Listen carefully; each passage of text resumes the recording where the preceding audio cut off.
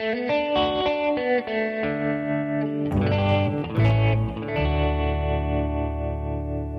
is History for Cocktail Parties with hack historians Thornton Kennedy and James Ottley.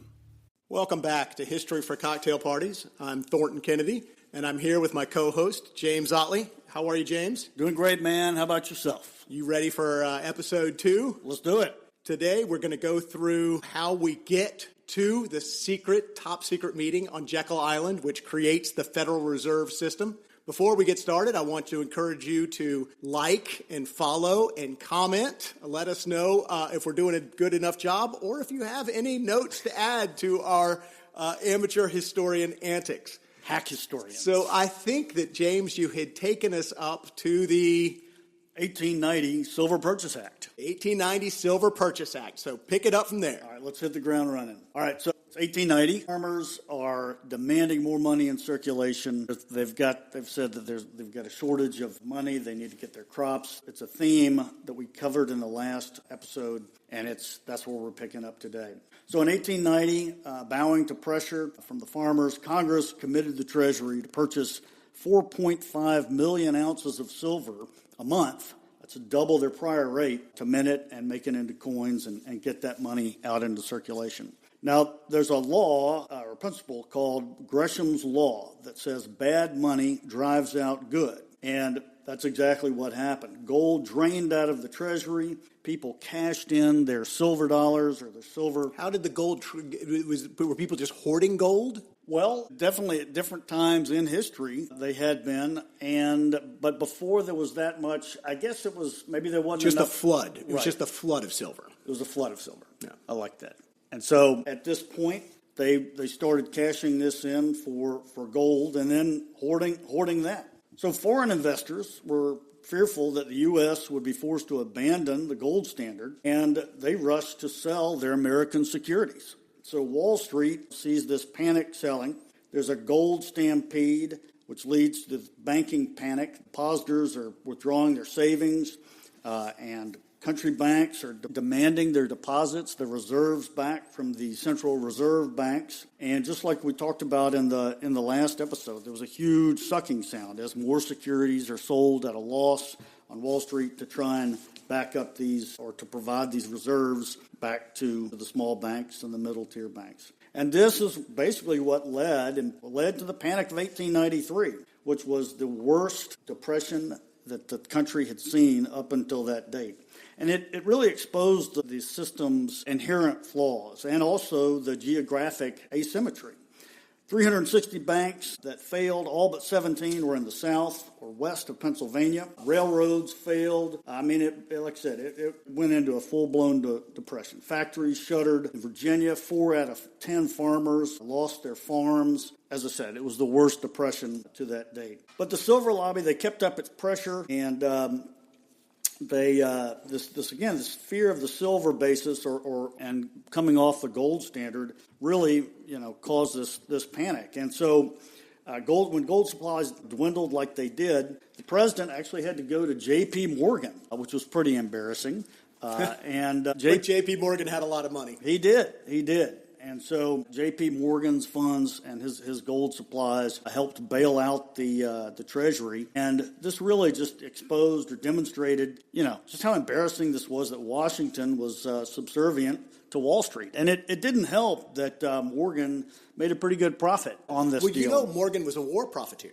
I did not know that. It doesn't surprise me. During the Civil War. I mean, he bought rifles for pennies and sold them to the Union for dollars. Gotcha. And he made a lot of money on the Civil War. A lot of money to be made in wars, for sure. So 1894, we go forward a couple of years. It was a highly, highly polarized time, kind of like now. And other significant times in history. Populists, there was the rise of populism, and they agitated for an income tax, tariff reform, kind of like today, and direct election of U.S. senators. Workers erupted in strikes. It was mayhem. You had the 1894 Pullman strike that shut down the railroads. Right. We all learned about that in our 7th grade history class, or those of us that paid attention. If we went to Westminster, we did. Well, or paid attention in history class. And, that had to be suppressed by federal troops. There was discontent with currency. It was widespread, and it was this discontent with currency that was the glue that held these various rebellions together. There was an army that marched on, army of unemployed that marched on Washington, and they demanded an increase in money and money in circulation. It was the first protest. It's just a reminder that as much as we do think that we live in the worst of times right now, in the most chaotic period in our country's history, no. Right. Not even close. We don't have armies of laborers marching on Washington with pitchforks and torches. Exactly. And look at the Civil War. People started taking an interest. Just your average American started taking an interest in financial matters. There was a book called Coins, Financial School, which sold hundreds of thousands of copies. And so in the next presidential election, silver was the overwhelming issue.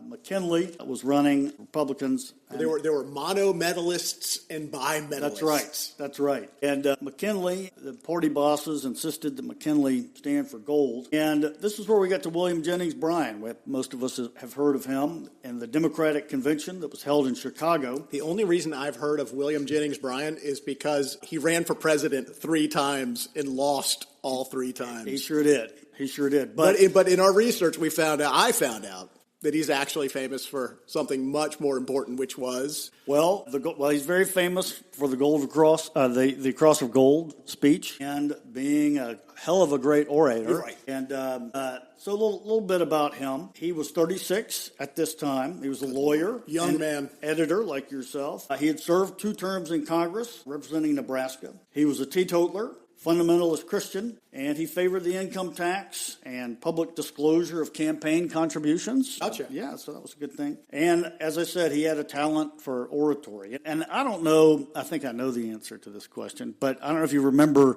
the play that I think a lot of us read in high school, Inherit the Wind about right. the Scopes trial. He was right. That's a huge one of the great quotes from that book was Bryan saying, "Sir, I am more interested in the Rock of Ages rather than the Age of Rocks." Right. Talking about trying to carbon date, and evolution and whatnot. But anyway, and so he came. He was a hell of an orator. Almost exuded biblical wrath, or he sounded like it. He was financed by the silver interest, and the famous quote, from his speech in that convention was the Cross of Gold. He said, "You shall not press down upon the brow of labor this crown of thorns. You shall not crucify mankind on a cross of gold." Amazing. Yeah, great wording. A little aside here. Did you know that the Wizard of Oz, all of the characters and a lot of the symbolism or props or things like that in the Wizard of Oz had to do with William Jennings Bryan? I did not. And the silver versus gold. With the yellow brick road, gold, and that's right. Interesting. That's right. And even kind of getting further down the rabbit hole. So hold on, let's talk about who was the wizard. It was not William Jennings Bryan. So that... I don't think it was. I read something that said that it was McKinley. That the Emerald City and this facade, everything was a facade. Right. Wall Street interests and, how I guess the economy can crumble and everything like that. Could the wizard have been J.P. Morgan? Perhaps. Oz is kind of was an abbreviation for ounces of gold. The scarecrow was a representation of the honesty of the agrarian, farmer and agrarian wisdom. Heartless Tinman was like a machine, didn't have, an industry, the industrial north. And the flying monkeys were, under the control of the witch, and they were like the railroad that served the evil interest. And they even in the book version, when it first came out in 1900, her slippers were silver slippers rather than ruby slippers. But when the movie came out, Technicolor, it was a new technology. It was very expensive. And since they were paying all that money for Technicolor, I know we're getting a little sidetracked here, but since they were paying all that money, they wanted to really show her ruby red shoes, But the original metaphor was her silver slippers on the path of Yellow Brick Road. So anyway, he wins the nomination for the Democratic convention, and they're carrying him around on their shoulders. He's the man. However, the election didn't turn out so well for him. He didn't win the election. He only lost the popular vote by 4%. And it was the largest turnout, voter turnout in an election up to that date. 6.5 million voters came out and voted. And even though he lost, he was kind of known from then on as the uncrowned king of this political movement. Times after that were actually okay. Economically, there were bumper wheat crops at home. Wheat sales surged. There was a string of gold discoveries, like in the Klondike region, the Canadian Yukon, and money growth soared, and deflation finally was over. And so, in a way, Bryan was, in a sense, vindicated, but it was gold, actually, more gold rather than silver, that caused this economic. And things cruised along okay until around 1906, started to have some issues. On April 18th, 1906, the San Francisco earthquake occurred. And this caused, obviously mass destruction there. People needed money. There were 3,000 deaths, and, homes and businesses just wiped out by this earthquake. And so this set off a huge transatlantic movement of gold that destabilized world markets, or, just the financial calamities. It was just one of the worst disasters to date. And California banks withdrew about $30 million of gold from New York and other northern banks. And so these banks started to go, to default. They didn't have reserves. They needed somebody to supply them with, kind of resupply the reserves, which, is the thinking behind a central bank. It's like when there's an emergency, you need a central bank, the theory goes, that, to resupply those reserves. And so we're going to hit on Paul Warburg in our next episode. But he said it was almost like if an army were required to garrison their troops in thousands of scattered barracks rather than allow a shift to the front and concentrate power where it was needed most. In other words, all of these local banks, whenever there was a panic or a money crunch, would hoard their reserves, and because it was self-preservation. And so there was no central bank to try and coordinate and get the money where it needed to be. Things kind of stabilized a little bit, and then 1906, and again, things were still, wheat prices were good, business had been restored, and so there was this, this period of prosperity that started to be shaken with the earthquake. Things got restored. But Britain said, this last little hiccup kind of made us a little bit nervous, and so they thought the American economy might use some cooling down. And so in the fall of 1906, the Bank of England took away the punch bowl, basically. They raised their interest rates from 3.5% to 6%. The Reichsbank in Berlin did the same thing. British banks stopped making short-term loans to American banks and American firms. And this caused Wall Street, to panic. The bubble that had been there was punctured, they said, like a soap bubble. You add on to that the Knickerbocker crisis, which we'll get into next time. And this was basically what caused, in the fall of 1907, the worst banking panic, the worst crisis, and the worst depression that up until that point had never been seen. And it's funny, the word panic actually springs from Pan, the mythological god of the wilds. Part man, part, beast, has the tail of a goat that would will arouse fear in travelers through the forest. And that's where panic comes from. And that's exactly what happens. Everybody thinks they're being chased by a mythical creature and starts, pulling their money out of banks. And that same process, again, it was established by the National Banking Act of 1863. People start pulling their money out of the small banks. I did not know that. Small banks start pulling their money out of the central banks, out of the middle tier banks, all the way up to the New York banks, and mayhem follows. The thing that was so crazy, and we will get into, the Mercantile Bank and the banks that fell and J.P. Morgan's team and how he tried to stabilize it, but just how all of these banks were kind of concentrated. They had directors on, if you were a bank director, you were a bank director on multiple boards. And so they were all interconnected, and there was a rise in trusts. We're going to get into trust busting and TR and all of that, but they were all intertwined. And so when one fell, it was very likely the next one would fall. And the thing that was so crazy about the 1907 that worried people so much was like, God, we were in a relative sense of economic prosperity. Times were good, and then just all of a sudden, this happened. And it just made people think, gosh, if it can happen now, maybe we do need a banking reform.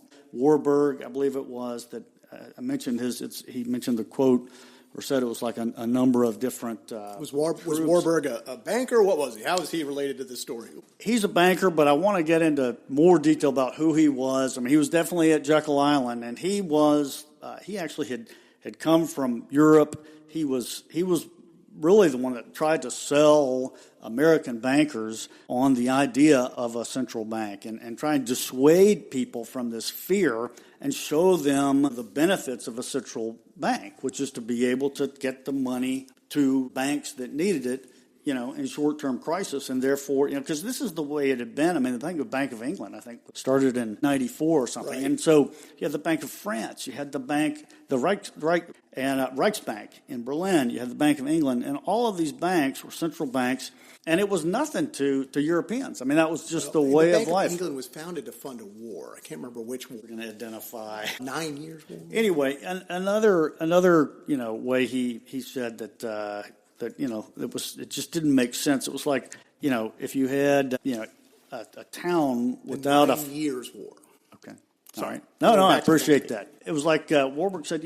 Without a central bank, it's almost like. You've got a town without a fire department, and each house has one bucket of water, but if there's a fire, they want to hold on to that bucket of water to save their own house, And so the idea of a combined resources just was not, it was foreign. It was foreign to, to folks in the United States. And so it really was the fact that this happened in a time of prosperity that really made people, start to think that, or at least, made bankers come around to the idea that maybe that would be a good idea.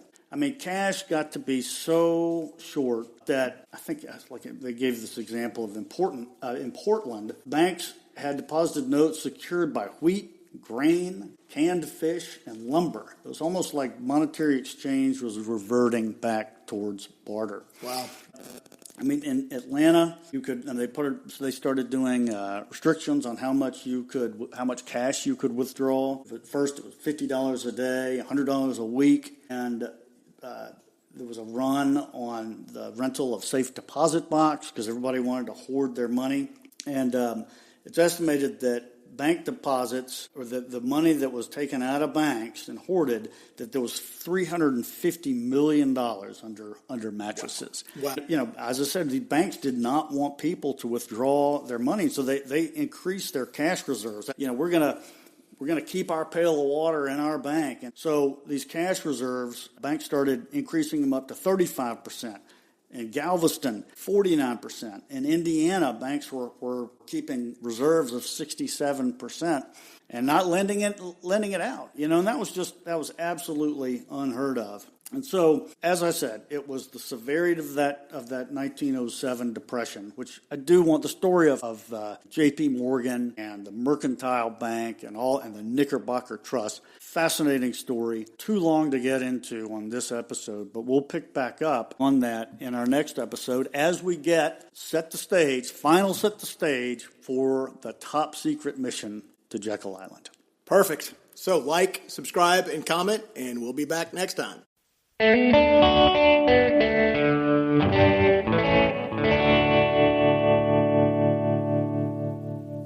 Thank you for listening to History for Cocktail Parties with hack historians James Ottley and Thornton Kennedy. Please like and subscribe, and we'll catch you next time.